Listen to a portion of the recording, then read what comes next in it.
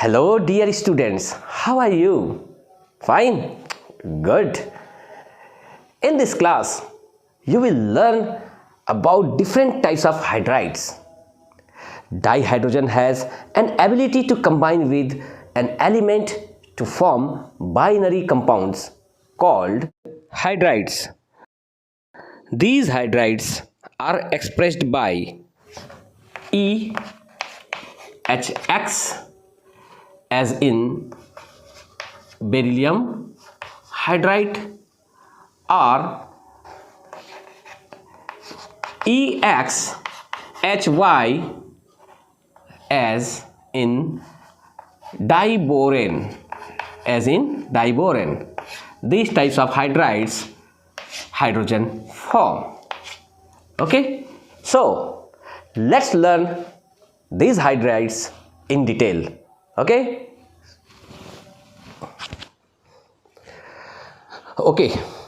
now we shall study the hydrides. What is hydride? You know, dihydrogen combines with almost all elements except noble gases to form binary compounds called hydrides. अब देखेंगे कि hydrogen जो है वो noble gas को छोड़कर, noble gas का मतलब होता है पूरा लास्ट वाला यानी 18 ग्रुप, नोबल गैस को छोड़कर सबके साथ वो हाइड्राइड बनाता है, ऑलमोस्ट सबके साथ, एकदम हर एक के साथ नहीं बोल रहा हूँ मैं। तो आप देखिए कि सभी जितने भी ग्रुप हैं सबके साथ वो कंबाइन करके हाइड्राइड फॉर्म करते हैं। Hydrides can be classified into 3 categories. ये हाइड्राइड 3 कैटेगरी में डिवाइड किया गया है। फर्स्ट है आयनिक और सैलाइन और साल्ट लाइक हाइड्राइड्स, सेकेंड है कोवैलेंट और मॉलिकुलर हाइड्राइड्स, और थर्ड है मेटालिक और नॉन स्टाइक्योमेट्रिक हाइड्राइड्स। मैं आपको बता देता हूँ कि आयनिक और सैलाइन और साल्ट लाइक हाइड्राइड। आयनिक मतलब होता है, अब आयंस कौन बनाते हैं, है ना, जो हाईली इलेक्ट्रोपॉजिटिव सामने का है ना, जैसे कि फर्स्ट ए और सेकेंड ए मतलब एस ब्लॉक के एलिमेंट। तो जो एस ब्लॉक के एलिमेंट है, एस ब्लॉक, ये एस ब्लॉक है ना, ये आयनिक बनाते हैं। एस ब्लॉक में कौन कौन सा आता है, फर्स्ट और सेकेंड ग्रुप, फर्स्ट और सेकेंड ग्रुप। तो ये एस ब्लॉक यानी एल्कली मेटल और एल्कलाइन अर्थ मेटल, ये बनाएंगे आपके आयनिक और सैलाइन और salt like hydrides. Correct. Covalent, अब ये जो कोवैलेंट जो हाइड्राइड है ये कौन बनाता है, तो ध्यान से देखिएगा। कोवैलेंट हाइड्राइड, ये पी ब्लॉक जितने भी एलिमेंट हैं, पी ब्लॉक एलिमेंट, वो बनाते हैं कोवैलेंट और मॉलिकुलर हाइड्राइड्स। और जो नंबर थर्ड है मेटालिक हाइड्राइड, नाम से पता चल रहा है मेटालिक मतलब मेटल्स, ये है डी और एफ ब्लॉक। डी और एफ ब्लॉक जो है इसके एलिमेंट्स ये बनाते हैं मेटालिक और नॉन स्टाइक्योमेट्रिक हाइड्राइड्स। फिर से मैं आपको बता देता हूँ कि डाईहाइड्रोजन जो है जब एस ब्लॉक एलिमेंट यानी फर्स्ट ग्रुप और सेकेंड ग्रुप के एलिमेंट के साथ कंबाइन करता है तो ये आयनिक या सैलाइन और साल्ट लाइक हाइड्राइड्स बनता है। और जब डाईहाइड्रोजन जो है वो पी ब्लॉक के एलिमेंट मतलब 13 है, 14, 15, 16, इनके साथ में जब एलिमेंट के साथ में जब शेयरिंग करता है और कोवैलेंट है ना, कोवैलेंट और कोवैलेंट बॉन्ड बनाता है इसके साथ, तो ये बनाता है कोवैलेंट और मॉलिकुलर हाइड्राइड्स। और नंबर थर्ड है जब पी ब्लॉक के साथ बनता है, ये है ठीक है। नंबर थर्ड डी और एफ ब्लॉक के साथ ये मेटालिक और नॉन स्टाइक्योमेट्रिक हाइड्राइड बनाते हैं। एक एक करके हम इसको फिर से समझाएंगे, नोट कीजिए। देखिए आपका जो डाईहाइड्रोजन है वो सैलाइन हाइड्राइड बनाता है। तो नंबर 1 है सैलाइन हाइड्राइड, 3 टाइप के हाइड्राइड बनाते हैं, उसमें नंबर 1 है सैलाइन हाइड्राइड जो है वो स्टाइक्योमेट्रिक कंपाउंड्स होते हैं। स्टाइक्योमेट्रिक कंपाउंड्स, तो स्टाइक्योमेट्रिक का मतलब होता है इसमें जो भी एलिमेंट के साथ में, जो जिस एटम के साथ में ये कंबाइन करते हैं, जिस एलिमेंट के साथ में कंबाइन करते हैं, वो दोनों एक दूसरे के सिंपल रेशियो में होते हैं। जैसे हम बात करते हैं, जैसे हम लिथियम और हाइड्रोजन, हम बात करते हैं मैग्नीशियम और हाइड्रोजन, तो इसका रेशियो क्या है 1:1 है, इसका रेशियो क्या है 1:2 है ना। तो ये इस प्रकार से एक सिंपल रेशियो में होता है जिसको कहते हैं स्टाइक्योमेट्रिक। ऐसा नहीं होता कि ये स्टाइक्योमेट्रिक में ये होता है, नॉन स्टाइक्योमेट्रिक में अगर कहें तो जैसे मान लो 1 रेशियो ये हो जाएगा 2.3 है ना, 2.5। जब ऐसा आता है ये डेसिमल वगैरह में आता है तब ये होता है non ratio, non stoichiometric. Correct. अब देखिए कि सलाइन हाइड्राइड बनते कैसे हैं। सलाइन हाइड्राइड जो है वो एस ब्लॉक एलिमेंट जो कि हाईली इलेक्ट्रोपॉजिटिव होता है। पता है ना एस ब्लॉक कहाँ होता है, किस तरफ होता है, पीरियोडिक टेबल में सबसे पहला वाला जो ग्रुप होता है ना, पहला और दूसरा, फर्स्ट और सेकेंड ग्रुप, फर्स्ट और सेकेंड ग्रुप, ये है आपका एस ब्लॉक एलिमेंट। ये S block, sorry, S block इनके साथ ये बनाता है। तो एस ब्लॉक में जैसे कि यहाँ पे आ गया lithium, sodium, potassium, so on. इसमें आ जाएगा आपका beryllium, magnesium, calcium, so on. तो इनके साथ ये सलाइन हाइड्राइड्स बनते हैं। जब डाई हाइड्रोजन इनके साथ कॉम्बिनेशन करते हैं तब क्या बनता है, सलाइन हाइड्राइड बनता है। करेक्ट। तो ये देखो ये हाईली इलेक्ट्रोपॉजिटिव है ना, देखिए पीरियोडिक टेबल में लेफ्ट साइड में जो आता है वो हाईली इलेक्ट्रोपॉजिटिव होता है। जैसे जैसे हम राइट साइड जाते हैं है ना, इसकी पॉजिटिविटी, इलेक्ट्रोपॉजिटिविटी कम होती है और इलेक्ट्रोनेगेटिविटी बढ़ती जाती है। तो पीरियोडिक टेबल में लेफ्ट साइड में क्या होता है, इलेक्ट्रोपॉजिटिव, और राइट साइड में क्या होता है, इलेक्ट्रोनेगेटिव एलिमेंट्स होते हैं। तो सलाइन हाइड्राइड कैसे बनता है, वो इलेक्ट्रोपॉजिटिव यानी एस ब्लॉक एलिमेंट यानी फर्स्ट ग्रुप और सेकेंड ग्रुप। मतलब ये कौन सा मेटल है, एल्कली मेटल है, और ये क्या है, एल्केलाइन अर्थ मेटल है। तो एल्कली मेटल और एल्केलाइन अर्थ मेटल इनके साथ कंबाइन करके डाई हाइड्रोजन जो है वो क्या बनाते हैं, सलाइन हाइड्राइड बनाते हैं। करेक्ट। नेक्स्ट है इनका जो नेचर है ना, मतलब इसमें जो लाइटर मेटल की बात करते हैं, metal hydride, lighter metal hydride मतलब जैसे ये लिथियम है, बेरिलियम है, मैग्नीशियम है ना, ऊपर से नीचे जाते हैं इसकी साइज़ बढ़ती जाती है। देखो इसकी साइज़ बढ़ती जाती है। तो लाइटर एलिमेंट मतलब होता है ये ऊपर वाला, ये लाइटर, ये जो है लाइटर जो एलिमेंट होते हैं, ये जो इसके साथ जो हाइड्राइड बनता है वो लाइटर हाइड्राइड है। लाइटर बिल्कुल, जैसे लिथियम के साथ क्या बनेगा, लिथियम हाइड्राइड बनेगा, बेरिलियम के साथ बेरिलियम हाइड्राइड बनेगा, और मैग्नीशियम के साथ मैग्नीशियम हाइड्राइड बनेगा। ये देखो जैसे lithium hydride, beryllium hydride and magnesium hydride, ये किसके साथ बना है ना, ये लाइटर एलिमेंट के साथ। तो इसलिए लाइटर मेटल के साथ बने हैं, इसलिए लाइटर मेटल हाइड्राइड कहते हैं। इसका नेचर कैसे होता है, इसमें इसका नेचर जो है वो कोवैलेंट नेचर होता है।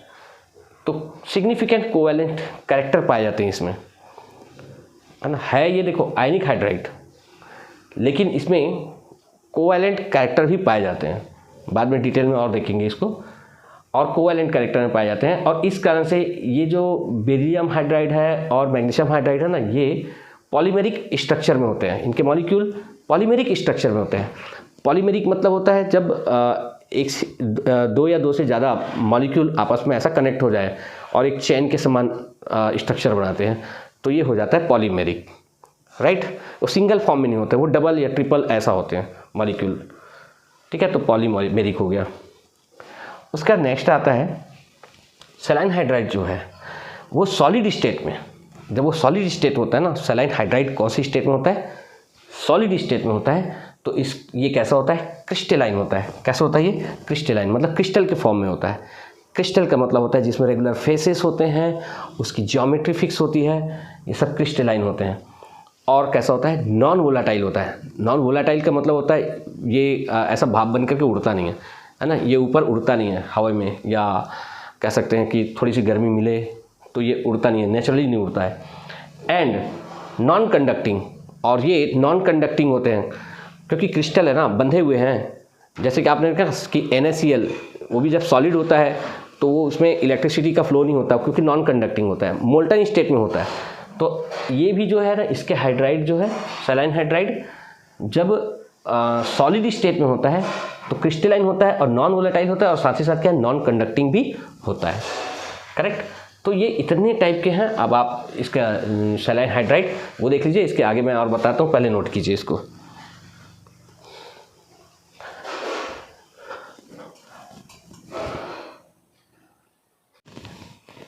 जो सैलाइन हाइड्राइड है वो सॉलिड स्टेट में नॉन कंडक्टिंग होते हैं, नेचर के होते हैं, लेकिन यहाँ पर लेते हैं हम लिथियम हाइड्राइड सपोज, और इसका हमने H2O के साथ हम इसका मेल्ट लेते हैं सपोज।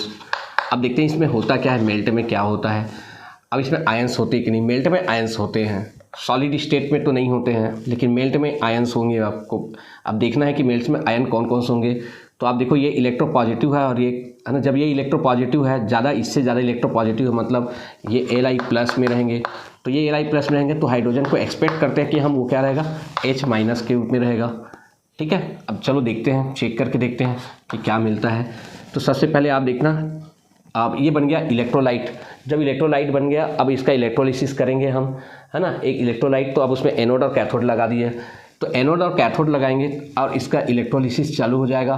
तो लिथियम कैसे होगा, देखो लिथियम हाइड्राइड Li+ और H- में रहेगा। उसके बाद फिर हाइड्रोजन जो है H2O लिक्विड, है ना, ये एक्वस, ये भी एक्वस,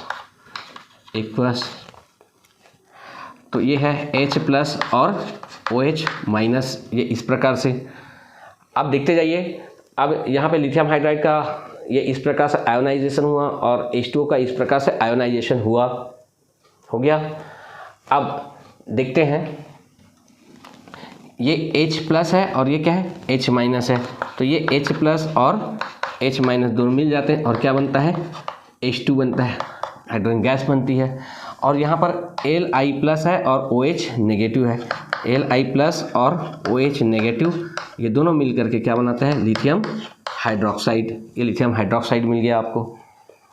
तो अब इस रिएक्शन से आप समझ सकते हैं और कह सकते हैं कि लिथियम हाइड्राइड जो है, जब उसका मेल्ट लेते हैं तो हाइड्रोजन जो है वो H- फॉर्म में या आयन फॉर्म में होते हैं। करेक्ट। तो ये आपको तो अब आप कह सकते हैं यहाँ से क्या बना, ये बना LiOH + H2 गैस, ये प्रोडक्ट। बस अब एक क्वेश्चन देखते हैं, why is lithium hydride used in the synthesis of other useful hydrides. ये तो खुद एक हाइड्राइड है, और हाइड्राइड बनाने के लिए, और दूसरा हाइड्राइड बनाने के लिए हम लिथियम हाइड्राइड का ही उपयोग क्यों करते हैं। तो ध्यान से देखिएगा, lithium hydride is rather unreactive. Lithium hydride कैसा होता है, वो अनरिएक्टिव होता है मॉडरेट टेम्परेचर पर। किसके साथ, ऑक्सीजन और क्लोरीन के साथ। ऑक्सीजन और क्लोरीन के साथ ये जो है वो अनरिएक्टिव होता है लिथियम हाइड्राइड, और इसी कारण से हम इसका जो उपयोग है, लिथियम हाइड्राइड का उपयोग जो है वो अदर यूजफुल हाइड्राइड्स के सिंथेसिस में करते हैं। अदर यूजफुल हाइड्राइड्स में जैसे कि है लिथियम एल्यूमिनियम हाइड्राइड। याद रखना, लिथियम एल्यूमिनियम हाइड्राइड या लिथियम, है ना, बोरॉन हाइड्राइड, ये जो है स्ट्रॉन्ग रिड्यूसिंग एजेंट है। ऑर्गेनिक केमिस्ट्री में इसको हम पढ़ेंगे, बहुत यहाँ काम आएगा ये। तो यहाँ पर रिएक्शन देखिएगा, हमने लिया लिथियम हाइड्राइड और एल्यूमिनियम क्लोराइड। लिथियम हाइड्राइड का जब एल्यूमिनियम क्लोराइड के साथ में हमने रिएक्शन कराया, तो अब आप देखिए कि सबसे पहले बना लिथियम एल्यूमिनियम हाइड्राइड बना, और इसमें 6 मॉलिक्यूल लिथियम क्लोराइड का निकला, ये देखो। फिर है सेकंड लिथियम हाइड्राइड, इसका रिएक्शन हम डाइबोरेन के साथ कराएंगे। तो डाइबोरेन के साथ में जब इसका रिएक्शन होता है तो ये बनेगा लिथियम बोरोहाइड्राइड। इसके 2 मॉलिक्यूल लिथियम बोरोहाइड्राइड, करेक्ट। तो ये रिएक्शन आप याद रखना, ओके फाइन। हम आपको फिर से पीरियोडिक टेबल की ओर ले चलते हैं। हम ग्रुप को लिखते हैं, टोटल कितने ग्रुप है, 18 ना। तो 1 2 3 यानी सेकेंड ग्रुप, 4 15 16 17 और 18। अब देखते जाइए यहाँ पर, ये फर्स्ट और सेकेंड, ये जो ग्रुप है ना, फर्स्ट और सेकेंड ग्रुप, ये है आपका एस ब्लॉक होता है ना। इसके साथ जो है वो कौन सा हाइड्राइड बना, आयोनिक डाइहाइड्रोजन जो है वो क्या बनाता है, आयनिक हाइड्राइड बनाता है। ठीक है, जो पढ़ चुके हैं हम। उसके बाद में आप देखेंगे कि ये यहाँ से यहाँ तक ये टोटल कितने हैं, देखो यहाँ से यहाँ तक 10 है ना, 1 2 3 4 5 6 7 8 9 10, ये 10 है। तो पूरे 10 आप ग्रुप चलिए, पूरा 10 ग्रुप, ये है आपका डी ब्लॉक, ये डी ब्लॉक, करेक्ट, ये डी ब्लॉक है। ये आपका कौन सा हाइड्राइड बनाता है, ये मेटालिक हाइड्राइड, यहाँ पे मेटालिक हाइड्राइड्स बनता है, या इसी को नॉन स्टाइक्योमेट्रिक भी बोलते हैं, नॉन स्टाइक्योमेट्रिक हाइड्राइड भी बनता है ये इसी को कहते हैं सेम, ये डी बनाता है। लेकिन अब बचता क्या है, अब कोवैलेंट कंपाउंड बचता है, तो कोवैलेंट हाइड्राइड्स जो है वो ये बनाएंगे, ये कौन, 13 14 15 16 और 17, ये पी ब्लॉक है ना, ये पी ब्लॉक है, पी ब्लॉक, ये बनाएगा आपका कौन सा हाइड्राइड, कोवैलेंट हाइड्राइड, ये बनाएगा आपका कोवैलेंट हाइड्राइड, कोवैलेंट हाइड्राइड। और ये जनरली फॉर्म नहीं करता, नो, कोई हाइड्राइड नहीं बनाएगा ये जनरली, इन जनरल। तो ये पी ब्लॉक। तो अब आप देखिए, हम आपको पी ब्लॉक की ओर आप देखते हैं, आपको यहाँ पे समझ में आया, फर्स्ट और सेकेंड ग्रुप यानी एस ब्लॉक, इसके साथ डाइहाइड्रोजन जो है वो आयनिक हाइड्राइड बनाता है, और जितने भी यहाँ पर जो भी एलिमेंट आपको मिलेंगे डी ब्लॉक, इनके साथ वो मेटालिक हाइड्राइड्स, और जिसको नॉन स्टाइक्योमेट्रिक हाइड्राइड्स भी कहते हैं, ये बनाएगा। और यहाँ पर देखो, ये पी ब्लॉक यहाँ से स्टार्ट होता है 13 to 17, है ना, तो ये पी ब्लॉक है, ये पी ब्लॉक में इसके साथ 13 to 17 के साथ ये हाइड्राइड जो बनेगा वो है कोवैलेंट हाइड्राइड। डाइहाइड्रोजन जो है वो शेयरिंग करता है इलेक्ट्रॉन का, और कोवैलेंट बॉन्ड के साथ में ये हाइड्राइड बनाता है, और ये 18 यानी नोबल गैस है ना, जनरली इसको छोड़ दो। अब हम बात करते हैं इसके साथ। तो अब मैं थोड़ा सा इसको अलग से लिखूंगा, पहले आप नोट कर लीजिए, 13 14 15 16 17, ये आपके क्या हैं, पी ब्लॉक, राइट। तो 14 में क्या क्या है आपका, कार्बन, सिलिकॉन,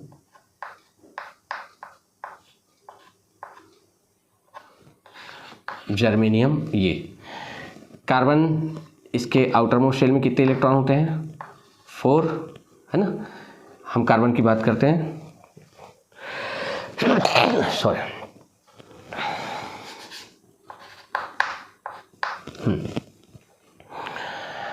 इसका लुईस स्ट्रक्चर है, कार्बन का लुईस स्ट्रक्चर आप देख लेंगे, और इसमें आपका जो आता है नाइट्रोजन, फास्फोरस, आर्सेनिक, इसका लुईस स्ट्रक्चर ये ऐसा होता है, राइट। और इसमें आप देखेंगे आपका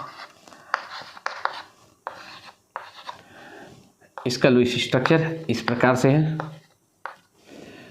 और इसमें आता है जैसे ये ऑक्सीजन है, सल्फर, सिलेनियम, इसका लुईस स्ट्रक्चर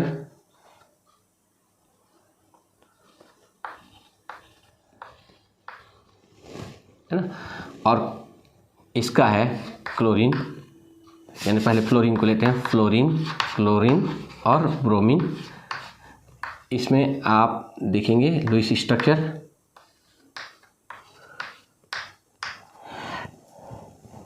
लुईस स्ट्रक्चर का मतलब तो समझते हैं ना, लुईस स्ट्रक्चर मतलब ये होता है कि हम एक सिंबल लेते हैं, और सिंबल कोई भी एटम का, कोई भी एलिमेंट का सिंबल लेते हैं, और उस सिंबल के चारों तरफ उसके वैलेंस इलेक्ट्रॉन मतलब आउटर मोस्ट शेल का जो इलेक्ट्रॉन है उसको डॉट से या क्रॉस से रिप्रेजेंट करते हैं। वो उसका क्या होता है, लुईस सिंबल होता है। किससे, डॉट या क्रॉस से। मैंने डॉट लगाया। अब बोरॉन का देख लीजिए, चेक करते हैं बोरॉन का। बोरॉन 5 होता है, बोरॉन 5। तो आप देखना ये 2 और 3, ये अंदर वाले शेल में 2 इलेक्ट्रॉन और उसके बाहर वाले शेल मतलब ये आउटर मोस्ट शेल यही हुआ। इसमें कितने इलेक्ट्रॉन, 3। तो मैंने ये 3 इलेक्ट्रॉन को यहाँ लिखा। हम बात करते हैं कार्बन। कार्बन 6 होता है तो 2 और 4, 2 और 4, तो 2 और 4। तो अब इसमें आउटर मोस्ट शेल में कितने इलेक्ट्रॉन हैं, इसी को वैलेंस शेल भी कहते हैं, 4। तो हमने ये लिखा। नाइट्रोजन, नाइट्रोजन 7, तो 2 और 5, आउटर मोस्ट शेल में कितने इलेक्ट्रॉन, 5। तो मैंने 5 को ये इस प्रकार से लिखा। हम बात करते हैं हम ऑक्सीजन। ऑक्सीजन 8, 2 और 6, तो बाहर में कितने इलेक्ट्रॉन है, 6। तो 6 इलेक्ट्रॉन को हम ऐसा करते हैं। ये जो डाई हाइड्रोजन है ना, H2, ये P ब्लॉक के साथ 3 टाइप के हाइड्राइड्स बनाता है। वो कौन कौन से 3 टाइप के हैं, तो मैं आपको बता देता हूँ कि सबसे पहला जो है वो 13 ग्रुप के साथ ये जो बनाता है वो है इलेक्ट्रॉन डेफिशिएंट हाइड्राइड्स। पहला जो बनता है इलेक्ट्रॉन डेफिशिएंट हाइड्राइड्स बनता है। और इसके साथ जो बनता है 14 ग्रुप के साथ, यह सेकेंड टाइप का है, ये बनता है इलेक्ट्रॉन प्रिसाइज हाइड्राइड। और बाकी ये 3 के साथ 15, 16 और 17 के साथ जो हाइड्राइड्स बनते हैं, है ना, वो है इलेक्ट्रॉन रिच हाइड्राइड्स, मतलब ये तीसरे टाइप का। तो 3 टाइप के हाइड्राइड्स है ना बन रहे हैं। कौन कौन से, electron deficient hydrides, electron precise hydrides और इलेक्ट्रॉन रिच हाइड्राइड्स। चलिए, तो अब आपको मैं समझाता हूँ कि इलेक्ट्रॉन डेफिशिएंट हाइड्राइड्स क्या है। तो इलेक्ट्रॉन डेफिशिएंट का मतलब होता है इलेक्ट्रॉन जो है वो क्या है, कम होते हैं। इलेक्ट्रॉन रिच में इलेक्ट्रॉन क्या होता है, ज़्यादा होता है। और इलेक्ट्रॉन प्रिसाइज में बिल्कुल एक्यूरेट होता है। तो देखिए, जब डाई हाइड्रोजन जो है, डाई हाइड्रोजन जब कोवैलेंट या मॉलिक्यूलर हाइड्राइड्स बनाता है, तो जब बोरॉन के साथ या 13 ग्रुप के साथ बनाता है, 13 ग्रुप मतलब आउटर मोस्ट शेल में कितने इलेक्ट्रॉन होते हैं, 3 इलेक्ट्रॉन होते हैं। तो अब आप देखिए, अब आता है इसके साथ में जैसे हाइड्रोजन है, करेक्ट। अब हाइड्रोजन जो है वो हाइड्राइड बनाएगा।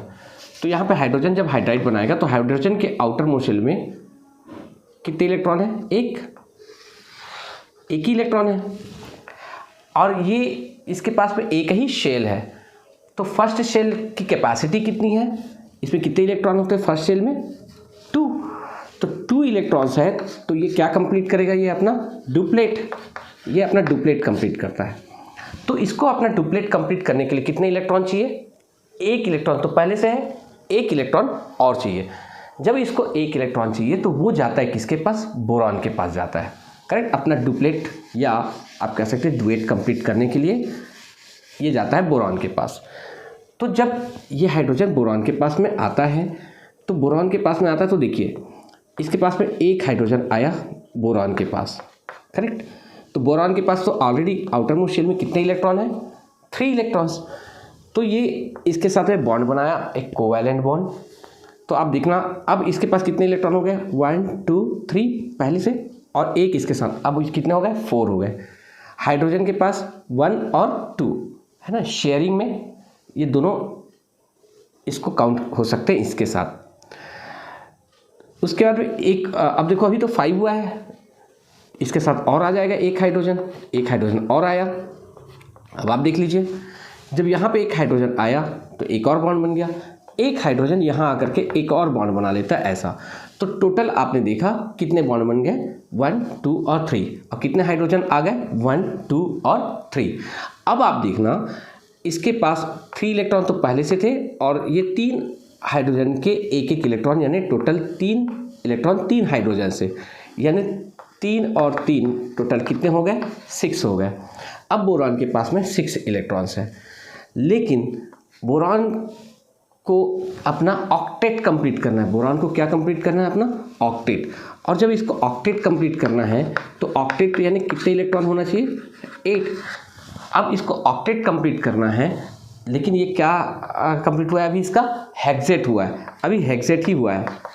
ये हेक्सेट, हेक्सा ना 6, अभी इसके पास 6 ही इलेक्ट्रॉन है।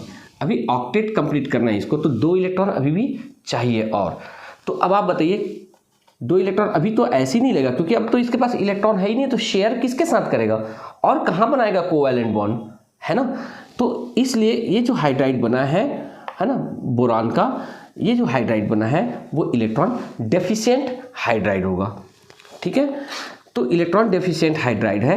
क्यों? क्योंकि इसके जो हाइड्राइड बनने के बाद में हमने देखा कि अभी भी still there is a chance to gain electron, अभी भी इसका ऑक्टेट कंप्लीट नहीं है, इसको ऑक्टेट कंप्लीट नहीं है, तो अभी इसके पास और इलेक्ट्रॉन आ सकते हैं। कितने इलेक्ट्रॉन?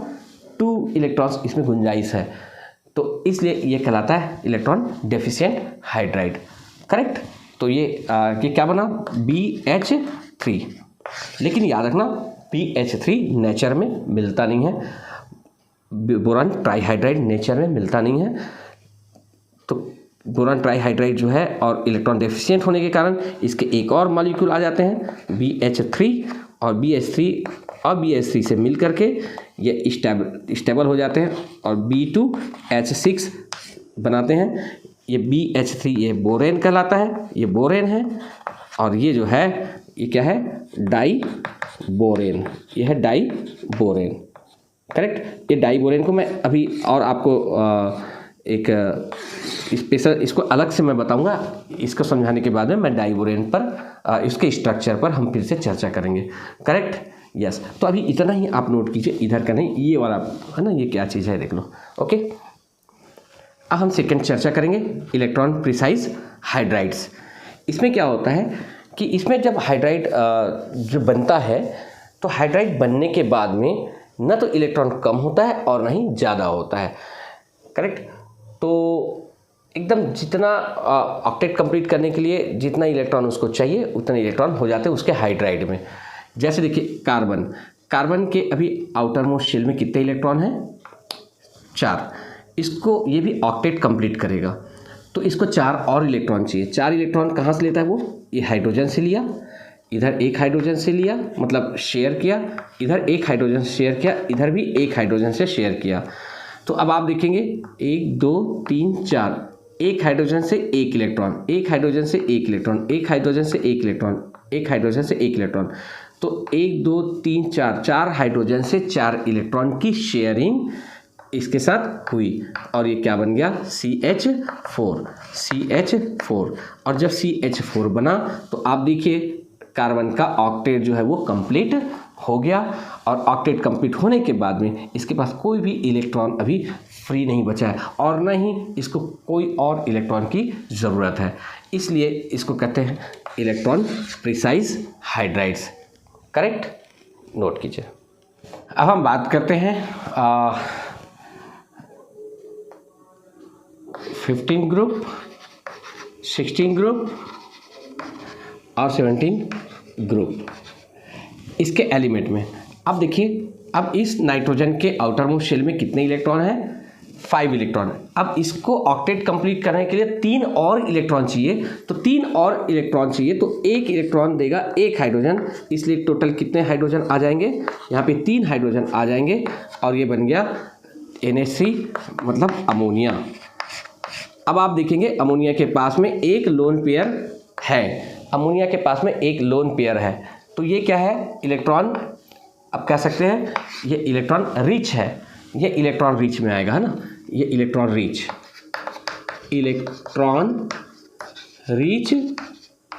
हाइड्राइड, ये इलेक्ट्रॉन रिच हाइड्राइड्स बनाते हैं ये तीनों ग्रुप, ये भी। इसके पास एक लोन पेयर रिच है। अब ये देखो इसके पास क्या है? ऑक्सीजन के पास में, यानी 16 ग्रुप का जो एलिमेंट है उसके एटम ऑक्सीजन इसके पास में देखेंगे कि 1 2 3 4 5 6 इलेक्ट्रॉन जो है वो है, इसको 2 इलेक्ट्रॉन और चाहिए ताकि ऑक्टेट कंप्लीट हो जाए। ये 2 इलेक्ट्रॉन यहाँ पे आ जाता है, ये यहाँ से हाइड्रोजन से ले लेता है और क्या बन गया, ये H2O बन गया।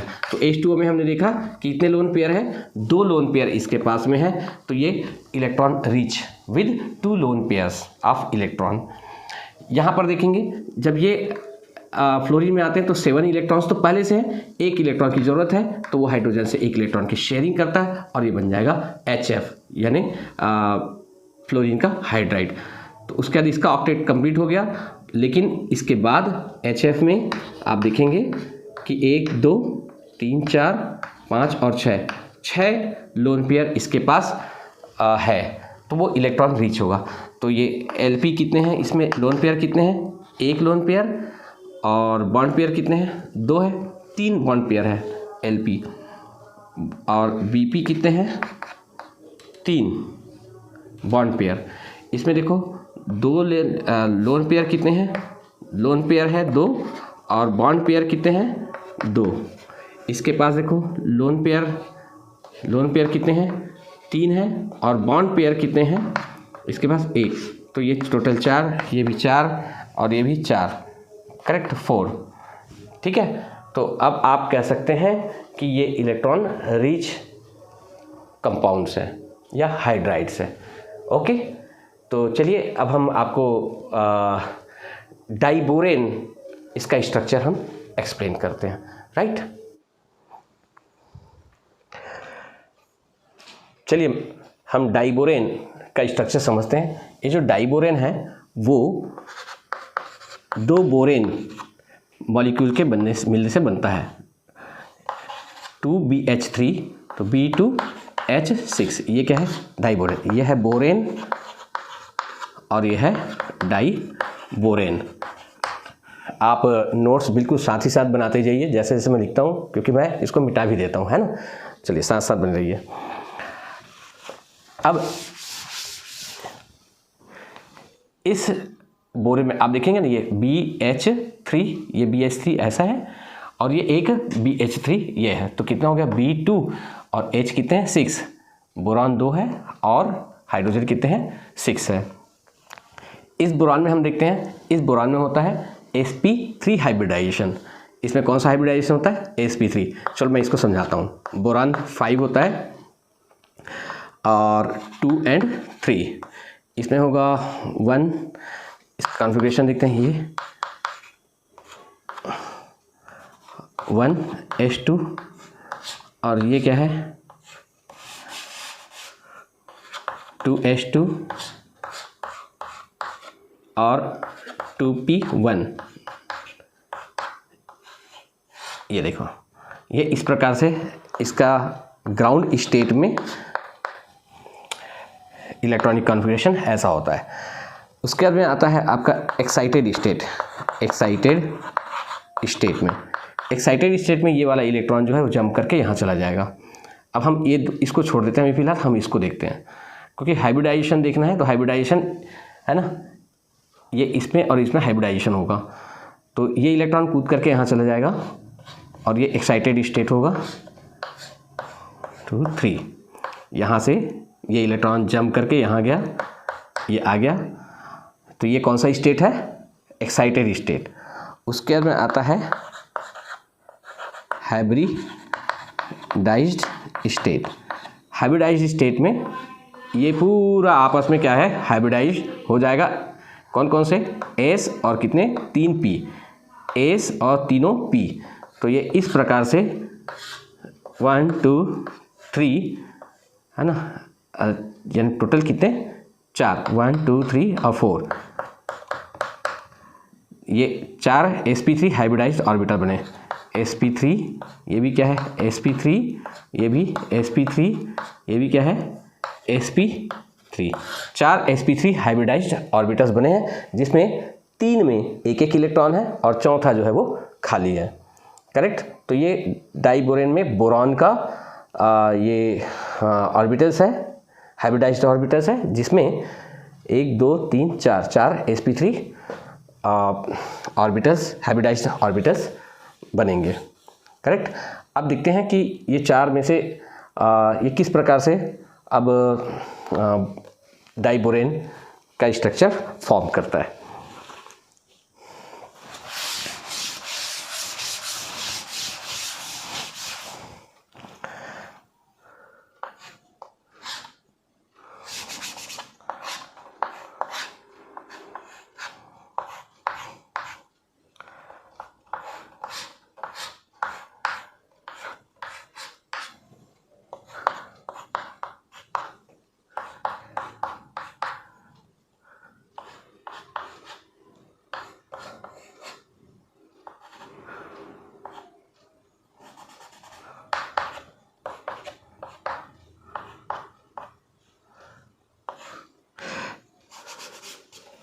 चलिए अब आप देखिए यहाँ पर ये है बोरॉन का sp3 कितने 4 sp3 hybridised orbitals, 4 sp3 hybridised orbital. और ये दूसरे बोरॉन का है 4 sp3 हाइब्रिडाइज्ड ऑर्बिटल्स, राइट। अब देखते हैं आपस में ये किस प्रकार से डाइबोरेन बनाते हैं। यहाँ देखो इसके साथ हाइड्रोजन, ये हाइड्रोजन का एक इलेक्ट्रॉन है, इसके एक इलेक्ट्रॉन से ये पेयरिंग किए और कोवैलेंट बॉन्ड बना। इसके साथ भी हाइड्रोजन, दूसरा हाइड्रोजन, इसके साथ भी एक कोवैलेंट बॉन्ड बनाया इसके साथ, देखो ठीक है। देखिए यहाँ भी आ गया हाइड्रोजन और यहाँ हाइड्रोजन ने बॉन्ड बनाया। तो देखिए sp3 4 sp3 हाइब्रिडाइज्ड ऑर्बिटल है बोरॉन का, जिसमें से 2 इलेक्ट्रॉन जो है, मतलब ये पहला वाला और ये दूसरा वाला, ये एक एक हाइड्रोजन से, यानी 2 हाइड्रोजन से ये 2 इलेक्ट्रॉन जो है वो कोवैलेंट बॉन्ड बना लिया। यहाँ पर भी देखिए सेम यही हुआ। अब देखिए अब 2 हाइड्रोजन जो है ये यहाँ पर है। अब ये वाला हाइड्रोजन जो है ना, ये इसके साथ एक बॉन्ड बनाएगा, ये देखो, राइट। और ये वाला इसके साथ बना लिया, इसके साथ बना लिया, है ना, इसके साथ पेयरिंग कर लिया, ये बॉन्ड बनाया, करेक्ट, समझ में ना। ये वाला ये देखो सेम, मतलब ये तीनों हाइड्रोजन के साथ बनाइए। अब होता क्या है, देखिए यहाँ पर ये खाली बचा है, यहाँ भी ये खाली बचा है। अब ये दोनों, ये वाला है ये, अब इसके साथ अगर पेयरिंग होगा तो देखो इसके साथ जब पेयरिंग हुआ तो ऑर्बिटल्स कितने हैं, 1 ऑर्बिटल और 2 ऑर्बिटल, और इलेक्ट्रॉन कितने हैं 2, तो 2 ऑर्बिटल और 2 इलेक्ट्रॉन। अब ऑर्बिटल को मैं ऑर्बिटल ना करके मैं अब कहूँगा सेंटर कहूँगा।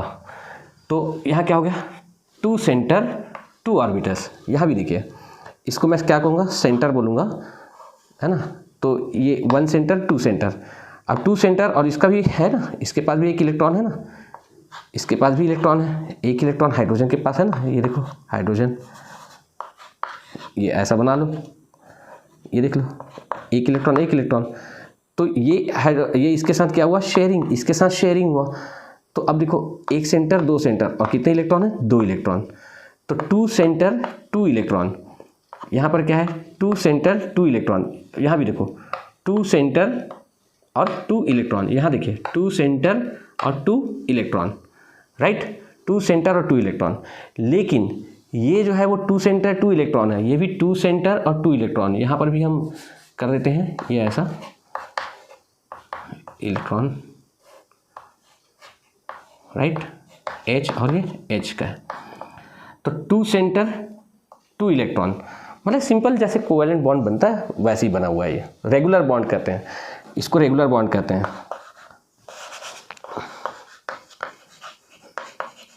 रेगुलर बॉन्ड क्या है, 2 सेंटर 2 इलेक्ट्रॉन।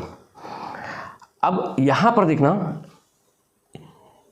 ये 2 सेंटर 2 इलेक्ट्रॉन, 2 सेंटर 2 इलेक्ट्रॉन, लेकिन ये 2 सेंटर नहीं होता। ये क्या करता है, ये इसके साथ बनाया और 1 सेंटर यहाँ से ले लेता है, ये यहाँ से ले लिया, राइट।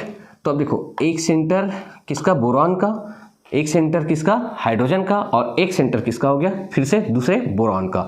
यानी कौन सा बॉन्ड बन रहा है, BHB, BHB। और इस बॉन्ड को कहते हैं बनाना बॉन्ड। क्यों कहते हैं मैं आपको बताऊंगा। बनाना बॉन्ड, इसमें 3 सेंटर 2 इलेक्ट्रॉन, 3 सेंटर 2 इलेक्ट्रॉन मतलब ये और ये। अब ये 2 इलेक्ट्रॉन हैं वो 3 सेंटर में घूमते हैं, यहाँ यहाँ और यहाँ। 2 इलेक्ट्रॉन इसका और इसका कितने सेंटर में, 3 सेंटर में घूम रहा है। तो ये है 3 सेंटर 2 इलेक्ट्रॉन बॉन्ड।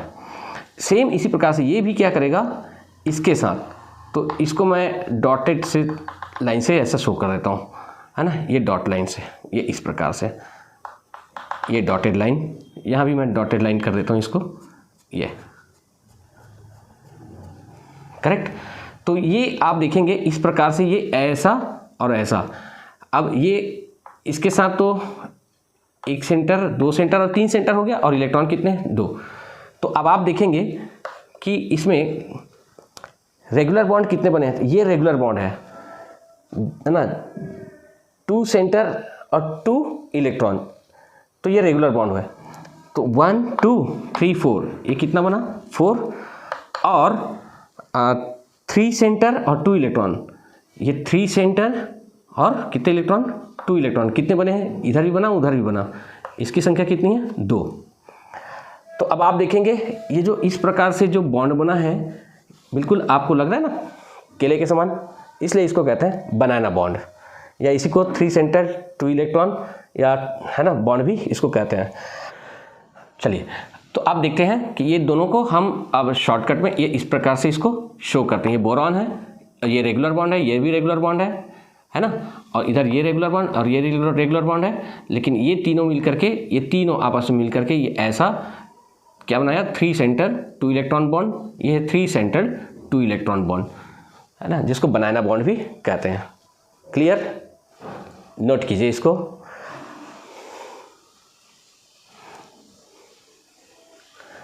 ओके, अब यहीं पर आप देखिए कि चूंकि इसमें देखना कि सेंटर कितने हैं, इसमें देखो 2 सेंटर है और 2 इलेक्ट्रॉन है, यहाँ 2 सेंटर 2 इलेक्ट्रॉन है, लेकिन यहाँ सेंटर कितने हैं 3 सेंटर है और इलेक्ट्रॉन कितने हैं 2 है।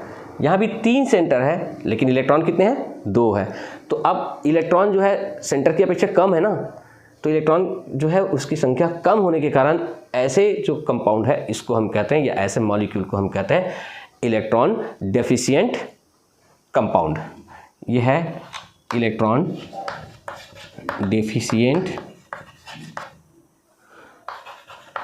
कंपाउंड या molecule.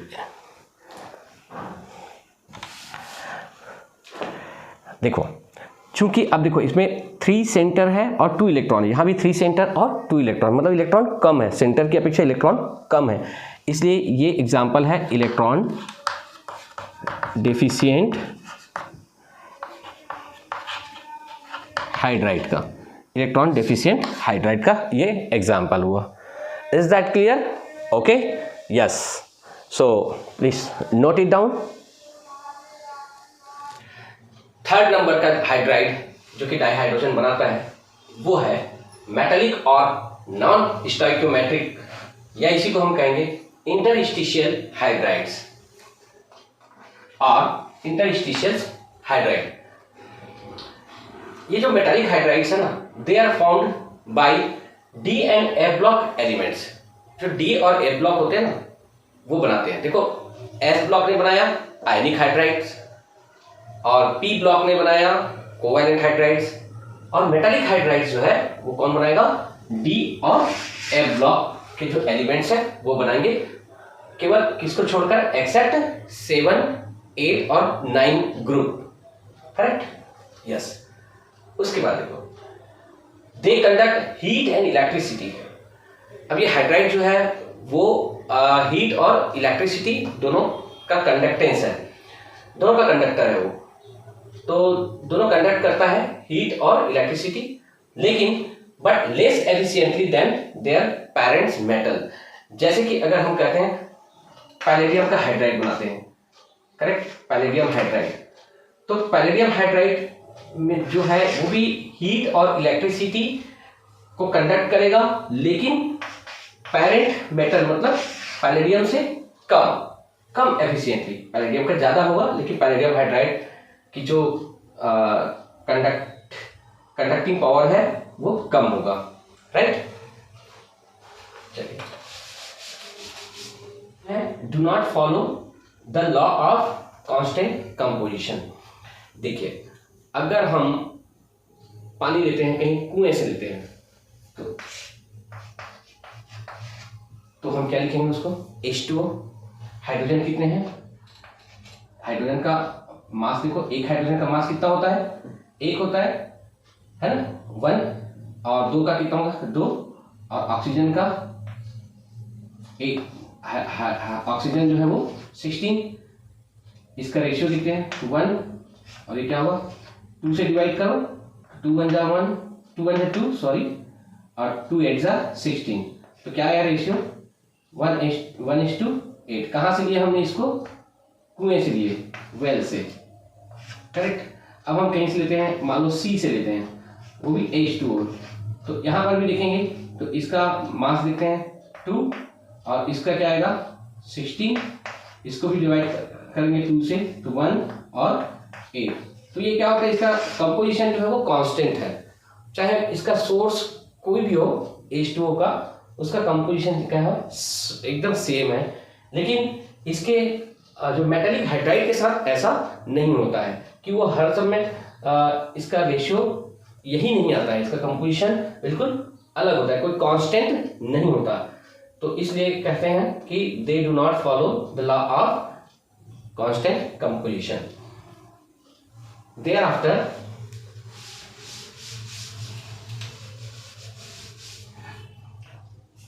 They are hydrogen deficient.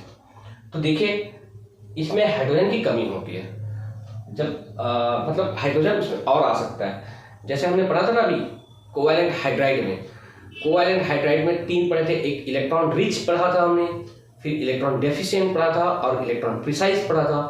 तो इलेक्ट्रॉन डेफिशिएंट मतलब उसमें क्या है, उसके हाइड्राइड में इलेक्ट्रॉन कम होते थे, है ना, तो इलेक्ट्रॉन डेफिशिएंट होते हैं। अब इनके हाइड्राइड में तो पूरा हाइड्रोजन ही कम होते हैं, मतलब हाइड्रोजन की कमी होती है, मतलब और हाइड्रोजन को ये ऑक्यूपाई कर सकता है, तो और हाइड्रोजन ये ऑक्यूपाई कर सकता है, और हाइड्रोजन को ये एब्जॉर्ब कर सकता है। इसलिए इसका जो यूज है वो जब हम हाइड्रोजनेशन के टाइम में ऑर्गेनिक केमिस्ट्री में पढ़ेंगे, जब हाइड्रोजनेशन करेंगे किसी भी ऑर्गेनिक कंपाउंड का, तो हम पैलेडियम को एक कैटलिस्ट की तरह इस्तेमाल करते हैं, तो इसकी यूटिलिटी वहां पर ज्यादा है ना, क्योंकि वो हाइड्रोजन को क्या करता है, एब्जॉर्ब करता है, और सामने जो कंपाउंड है उसको रिड्यूस करने का काम आता है, ठीक है। तो यस, ये है आपका मेटालिक और नॉन स्टोइकियोमेट्रिक और इंटरस्टिशियल हाइड्राइड्स। अच्छा, ये देखिए कि इंटरस्टिशियल हाइड्राइड्स को क्यों कहा गया, थोड़ा सा हम देखते हैं यहाँ पे ध्यान से। ये अगर मान लो ऐसा कोई लैटिस है, कोई स्ट्रक्चर है, यहां पर ये एटम है, सपोज मेटल एटम है, कोई भी डी ब्लॉक का, चाहे वो टाइटेनियम हो, चाहे वो पैलेडियम हो, तो आप देखेंगे कि इसको जब हम ऐसा एक साथ रखेंगे, जैसे बहुत सारे बॉल को अगर एक साथ रखते हैं, तो बॉल को एक साथ रखेंगे तो पूरा चिपक तो जाएगा नहीं, कहीं ना कहीं बीच में क्या रहेगा, गैप। तो ये जो बीच में गैप है ना, यहां पर क्या होता है, हाइड्रोजन, उसका एटम कैसा है, बहुत छोटा है, और ये गैप ये इतना छोटा होता है कि वो इस गैप में घुस जाता है, तो हाइड्रोजन यहां पर आ जाता है। तो इसको कहते हैं इंटरस्टिशियल, या फिर इसको कहते हैं वॉइड। क्या कहते हैं इसको, वॉइड, ये वॉइड है।